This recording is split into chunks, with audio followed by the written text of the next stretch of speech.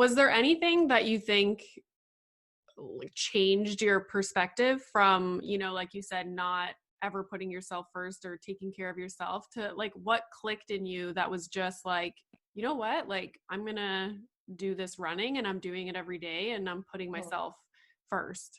Yeah, I think it really clicked when I wouldn't say like rock bottom.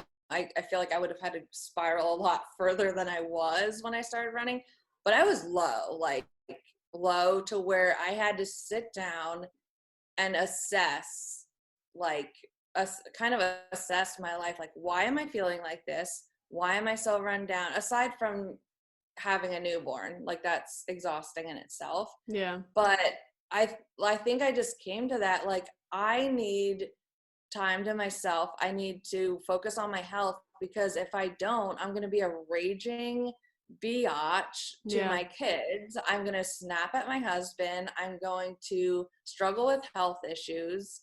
Um, and I don't want to be that person. And I think that's when it clicked. It was just like being true with myself and really having to have those hard feelings that I've been, avoiding for like 7 years or something, 6 years. Yeah. Um, yeah, that's what clicked for me. Yeah. I feel whenever people ask me what I think the hardest part of being a mom is, it's always related to how I was so used to focusing on myself, like Hmm.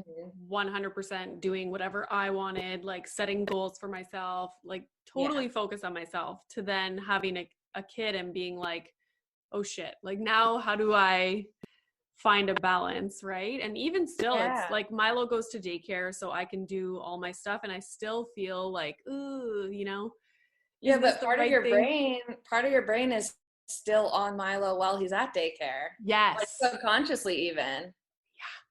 Yeah. So you still have that. It's not like you can 100% Right. disconnect. Like even if I want to run, or lately I've been trying to hang out with my sister like once a week.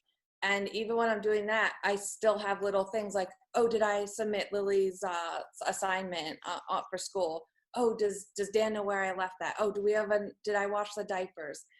You still have those things that kind of pop in and disconnect you from what you're really doing. Yeah, being in the So, moment, which yeah. that's my big thing with mom guilt as well. I always say, like, before becoming a mom, I think we always hear about mom guilt and we're like, "Oh, like sounds interesting," and people kind of make a joke about it and it's funny, but Mhm. when you actually experience it, it's a legit problem. Yeah, And it's like it a physical pain, I Yeah, and feel it like that. sucks. Like you were saying, like you can't go and enjoy something that you should be enjoying because the guilt feeling sucks Mhm. the fun and enjoyment out of things, which Yeah. is not fair. Like you try to go and have fun and, be like have some alone time or whatever it is, and the whole time Mhm. you're like, ugh. Yeah. Yeah. And you can tell yourself till you're blue in the face to not feel that way, but it doesn't matter. You Yeah. can't, I can't anyway. I can't talk myself out of that. Yeah. It's like a subconscious thing. And even when rationally you know that it's something that's really good for your kids, like Hmm. Milo playing independently, I'm like, oh, this is great. Look how like his imagination is so great. I'm so proud of him. But Yeah. then inside, I'm like, he shouldn't be playing alone. You should be you should be with him. And I'm like, stop it. Like him Yeah. being able to keep himself entertained is amazing. And Yeah. that's great. And I should Yeah. be happy about it and let him do that. Yeah, exactly. Yeah. So, do you think that, or did you ever have a conversation with your husband? Because I feel like you deciding, okay, I'm going to put myself first. And like you said, as soon as he gets home, you're going to go out and run and do that stuff for yourself. Did you have to have a conversation with him to be like, I'm going to make these changes and like things might be different for you as well, Yeah. and like kind of have him on board with the plan?